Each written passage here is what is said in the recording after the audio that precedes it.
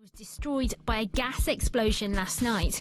A woman was found dead under the rubble. The man who was rescued is in hospital. These people live nearby. It just went bang and the house shook, the windows shook. I thought it was a bomb. Absolutely horrible, but I just hope and I'm praying that everyone's okay, to be honest. There was a gentleman driving past the property. His car was destroyed in the blast. Popping out for some milk, babe. I'll be back in a bit.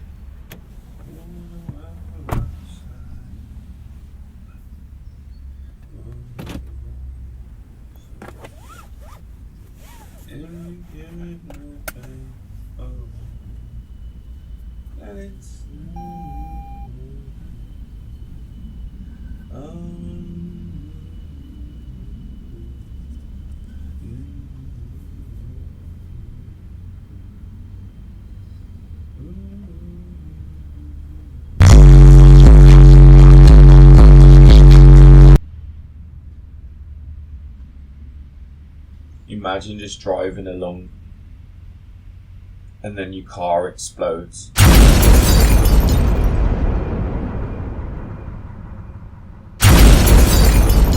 There was a recent house explosion in Birmingham which caught my attention.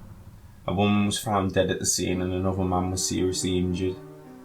This took place in King's Standing in Birmingham on Dulwich Road on Sunday the 26th of June 2022. Interesting date. He completely destroyed the house and also damaged 6 other houses nearby and surrounding cars. The next steps are for the gas and fire service to investigate what caused the explosion. Statements have followed, all linking the explosion to a gas leak within the property, but later statements have confirmed that gas isn't the so-called cause. This makes me ask the question, what did actually happen, and how does a house just explode and leave it like this? How did the woman on the inside and the man see no signs of the gas? This property was no empty property, and the level of the damage was immense. This got me thinking and researching, finding this is a common occurrence and there have been many houses blown to pieces by suspected gas leaks. This seems to take place in the UK and America. Let's take a look.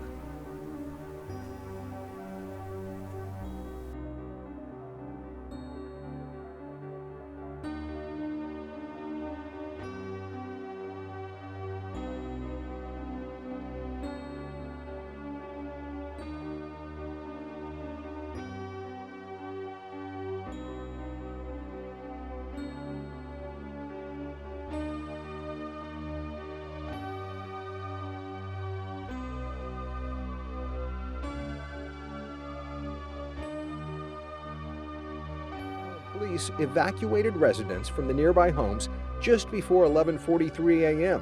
when the house exploded.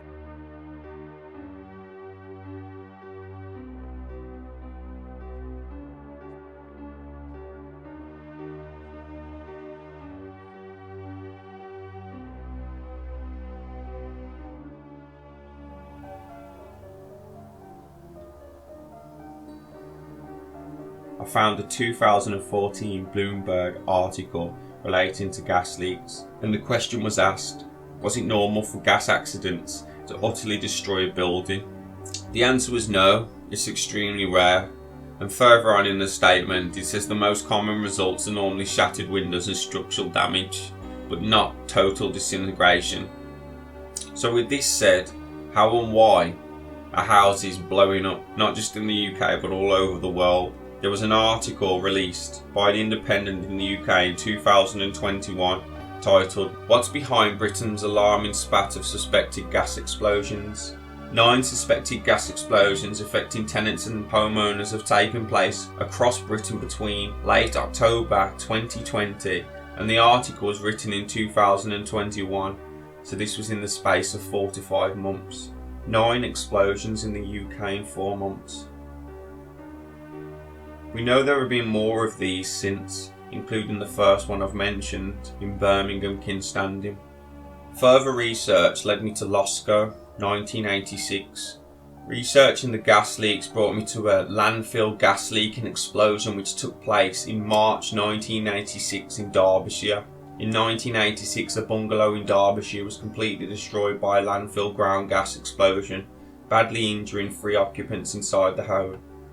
This is now famous, and a near tragic event served as a low water mark in landfill management practices and site investigation. The site at the village of Loscoe had been used as a brickworks from the mid-19th century until the early 1970s. Permission was then granted when the brickwork was closed for the tipping of inert materials. From 1977, it took only 7 years for the first signs of ground gas generation to become apparent. On that day the incident occurred, Loscoe had experienced its lower biometric pressure for 25 years, which is basically air pressure. It fell 29 millibars in just 7 hours. It allowed the methane, which had been steadily building up in the landfill, to escape through disused mining channels that ran beneath the site that led directly to the surrounding residential housing estates. Now, the interesting thing to take from here is the mining channels which ran beneath the site, and also the fact that it had been used as a landfill. Now, all over the world we don't know what has been used as landfills previously, but more so than that, we don't know what underground shaft tunnel systems are under all the buildings which could ultimately be harnessing and pushing gas through the air. A side note to this is Chernobyl happened a month after. In April 1986, the Space Challenger exploded in January that year, and the last season of Stranger Things is set in March 1986, the same as Loscoe. I don't know if this has any relevance, but I came across the information I'm going to include. Relating to my other videos on portals and gates, a lot of weird occurrences really started to take place after the 80s, and it was also the speeding up of technology at its greatest rate through the 80s and 90s. This brings me to ordnance maps. I often take a look at ordnance maps to see what was under a place before its current building. Looking at the ordnance maps of Birmingham on Dulwich streets, we can see an old pool. From my previous videos, we know pools and most reservoirs were previously mines, and the pool does not exist there today. You can see from the map how close Dulwich Road is to the pool, which is in the centre. However, the interesting point on the map for me is the black spot, which I believe would have been a shaft into the previous mine. This shaft is where I believe the house that exploded to be, on Dulwich Road, if not very close to this location. For this to be true, it has to be present in more homes, more places. So I took a look back. In 2021, there was another explosion in Millville, in Ashford. The house was completely destroyed again. Not going into the details of the explosion and what the news was saying, just looking at old maps, we can see Millville is beside an old quarry. In 2020, Lower Church Street in Chepstow, the house again destroyed. Again, not looking into the details, just looking at what was there, we can clearly see there was an old gasworks as well as a bobbin factory on Lower Church Street. So looking at the old maps, we can see the majority, if not all of these explosions in houses take place in an area which once had a mine, quarry or works of some sort below it. In Loscoe, we see that it was an old brickworks that had been reused as a landfill. How many old brickworks of the past have been filled in this way? If regulations changed in the 1980s, what about the houses that were built prior? And it's not like since the 1980s this hasn't happened. Again, in 2013, residents in Gorebridge reported they were having difficulty waking their teenagers up. Residents reported headaches, dry coughs, dizziness and anxiety. Following council investigations, it was discovered that the housing estate, built in 2007 and 2009, did not have a membrane fitted into the subsoil to protect it from the ground gas emissions from an abandoned coal mine below. Now, this cost over 12 million to redeem in over 6 months.